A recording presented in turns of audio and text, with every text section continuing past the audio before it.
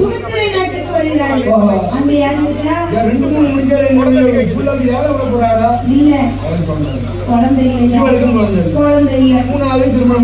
முடிப்போங்க ஒரு மனுஷன் இயல்பு தானே. ஆமா அப்படின்னு சொல்லி சுமித்திரை நாட்டுல வந்து சுமித்திரை என்கிற பெண்காலை 3வது திருமணம் முடித்தார். 3 பொண்டாட்டியா குடுத்த புண்ணியம். ஆமா ஆமா அப்படி தசரத